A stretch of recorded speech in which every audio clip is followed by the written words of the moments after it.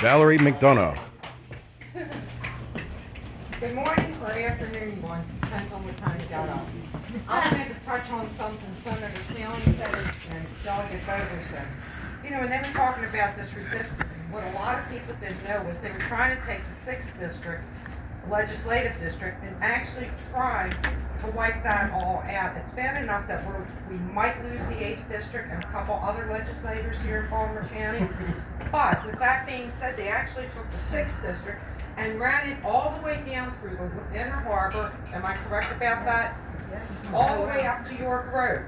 All right. Now, what do those people have in common with the people that live in Baltimore County? Nothing. They have nothing in common. You know, we would have to be, if you're in the 6th district, look how much crime is coming in that Inner Harbor and all the way up through, you know, the different areas of York Road and everything like that. So that wouldn't have been fair to us, but that was the whole plan behind that map, was to take everybody out of the 6th district, and that's not going to happen as long as we're watching. Another thing that Senator Vogler and Senator Johnny, and even my husband didn't touch on, was about Dr. Hill. Does anybody, upgraded to Joe, Delegate Vogler, I meant to say. Another thing that people didn't touch on with Dr. Hill was, remember COVID last year? Everybody in the General Assembly has to wear a mask and you have to do video Zooms. Well, if you were in Annapolis last year, a lot of legislators could not get into the buildings, so they did it from home. Well, not Dr. Hood, Dr. Hill. Guess what she did?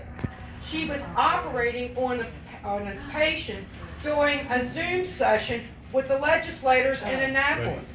Isn't that a good doctor? Wouldn't you like her to operate on you when she's sitting there doing a Zoom conference with paying no attention? I mean, Jesus. wasn't that nice?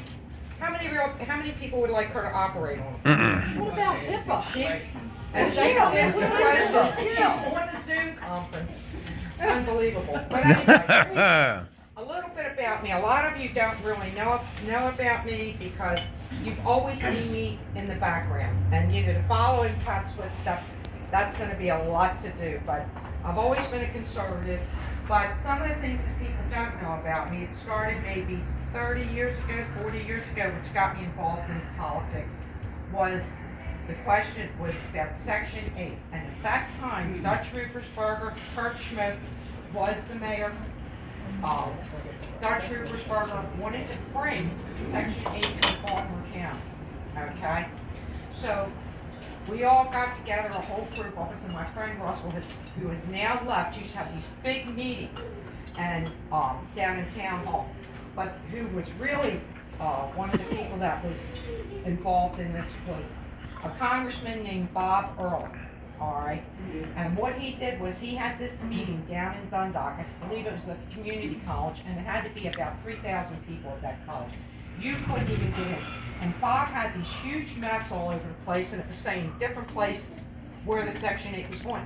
And I'm looking at these beautiful areas, and I'm going, wait a minute, this has got to be stopped, okay? Well, the fight still continues today. We're still having a lot of problems in Baltimore County, and I'm going to be one of the people fighting against all this for Baltimore County and for the citizens of Maryland.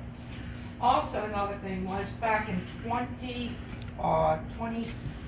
2003, we had a tropical storm, Isabel. Now, my husband and the three delegates and senator at that time, they all decided that what we're going to do is we're going to have 3 town hall meetings.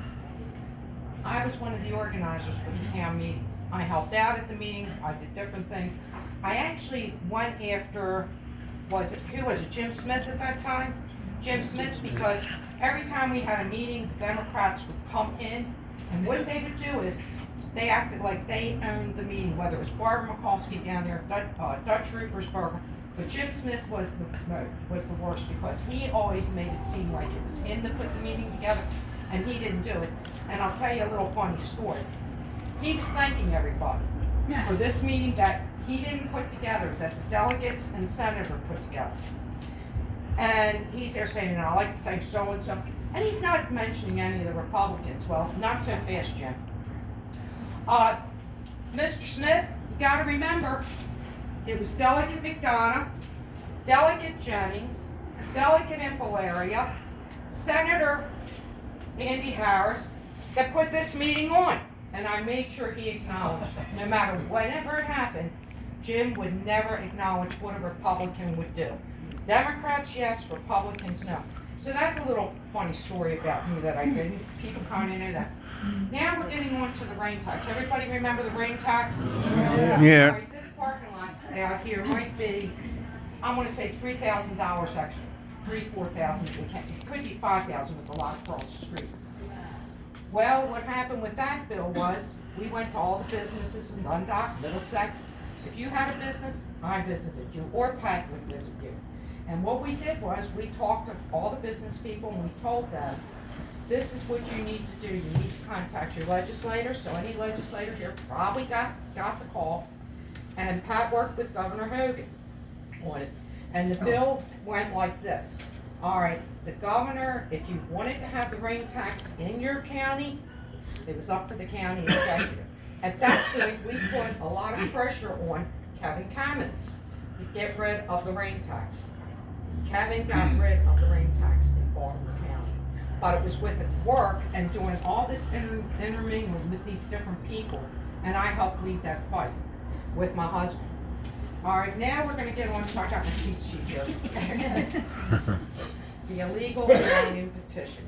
All right, does anybody remember no in-state tuition for illegal aliens? Yeah. How many of you got petitions in the mail? I'm sure a lot of people got them. Well, let me tell you something. I was the one that we mailed out over 100,000 letters. It came out of our office. And at that time, you know, because we were getting phone calls, we had 2 phone systems hooked up, and because we were getting a lot of phones, and we were getting a lot of calls, we have to handwrite them to get them out into the mail, okay? And each petition had 10 names on it, 10 names on it. And basically, what happened with that was, we got the amount of votes we needed the first week. We had, I think we needed 130,000 votes, if I'm wrong. I think we had like 128, so we knew we were gonna get the other votes, you know, for it to go through, to be put up on the referendum, you know, in the voting session. Unfortunately, George Soros comes along and he starts going to these different groups and giving them money and saying, tell all your people it's the right thing to do. Well, I'm sorry, in-state tuition for somebody that's in this country illegally is wrong. It's just wrong. Why should I be paying for you? You know, I've worked hard, everybody in this room has worked hard to go and pay for somebody that's in this country illegally. And yes, I'm sorry that, you know, you brought your daughter over here when she was 4, but you had all those years to go and make sure you're a legal citizen so that she could qualify for that. Why am I paying for this, and why are you paying for it? So that was another little issue that I did. Okay.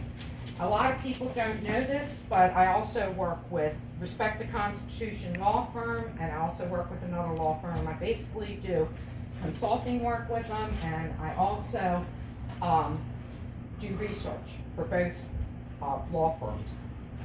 One of the places that we work with is Vince's Crab House. That is one of our cases. We are going to win that case, I'm happy to say. Vince's Crab House was when a bunch of protesters came over, protested there for 130 days. How would you like people yelling in front of your business for 130 days? Was it hard and rough? Yes, it was. But we went through the whole thing. They're no more there, and all the people that were involved in that are now getting sued, and we're taking them to the court. Even Yeah. the county executive is also getting sued. And, you know, it's going back and forth in the courts right now, so, I mean, he's actually, in fact, here's how the county executive is wasting your money. 8 attorneys he's hired to fight this case. Now, you don't tell me Johnny O is scared about this? To hire 8 attorneys, and remember, that's all our money. That's our money that he's hired, because his attorneys can't do anything too well. Okay? Now, another thing that I wanted, a couple of the bills that I would like to bring forward would be Project Exile, okay? Is everybody familiar with that? Yes. All right, well, I'd like to bring that in on the state level, and this is what I'd like to do with it. I'd like to have it where you go out and you murder somebody, you automatically go to jail, no ands or buts, no bail, no nothing. You just go.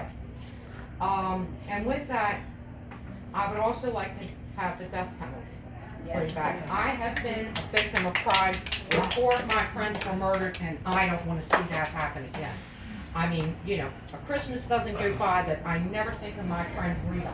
You know, Rita had blue Christmas lights, her house was all decorated in blue at Christmas time, and every time I see a blue Christmas light, it tears a hole in my heart because my friend's not here. I always think about my friend. What would she be like if she was a grandmother and she was carrying that, you know, she would be saying to me, Valerie, look at that child. Or my friend Nancy, who was shot in the back. And these, you know, or my my good friend Mr. Sonberg, who was coming down the steps, and 3 juvenile youth shot him as he was coming down the steps to go into his store to put money on the table for his family.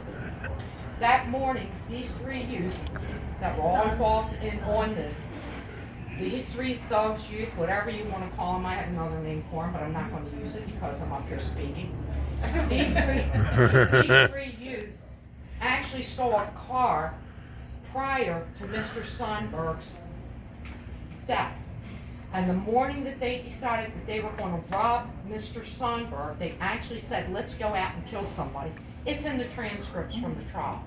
All right, it's in the transcripts. I followed their careers.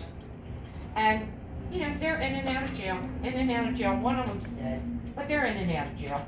Another one you might know, Christine Dorfler. I carried that child in my arms. I saw her the night she before.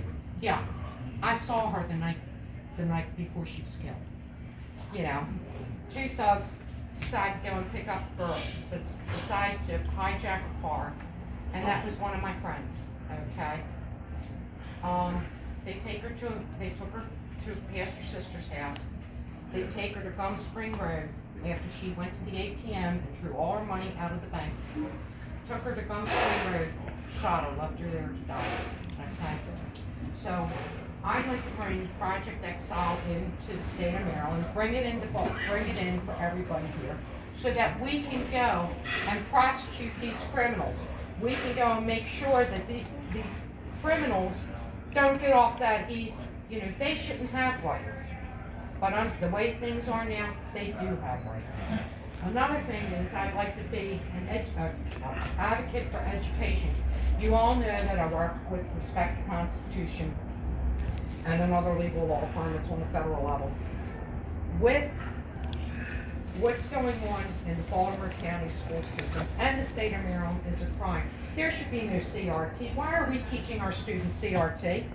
You know, we should be teaching them and preparing them to go out and get jobs into the future.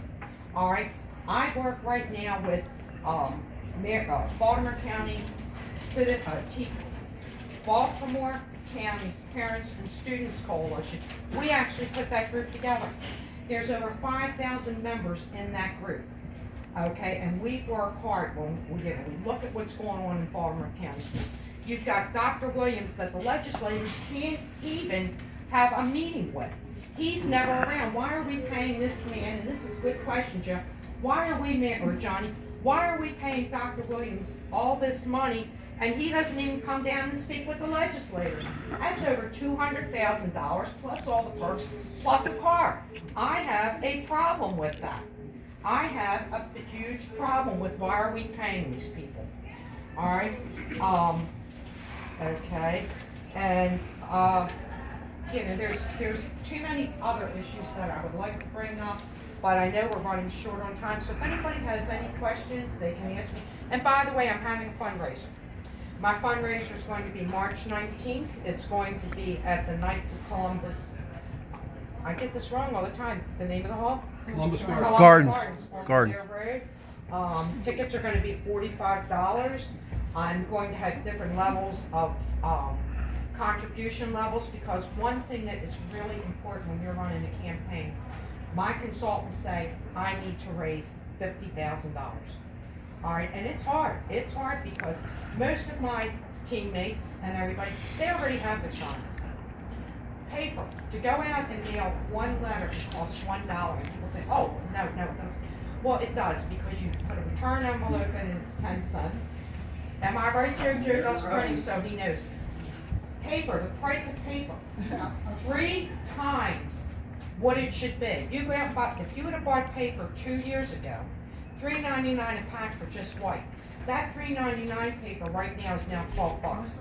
$12, okay? So, my consultants are telling me right now that I need to raise this kind of money. The most you can give a candidate over a 4-year period is $6,000. I'm not asking for that, but I am asking if you can support me in any way, come to my fundraiser, buy a ticket. I'm also gonna need people, volunteers. I do have some volunteers that I know that are willing to help. And, any way that you can help me out, I really appreciate it, because like I said, I do not want to see this state go down the tubes, which is quickly going down because we do not have the majority of the people in Annapolis. We just don't. And we need to bring strong, effective voices to Annapolis, and somebody that will roar. I might be a lioness, but let me tell you something.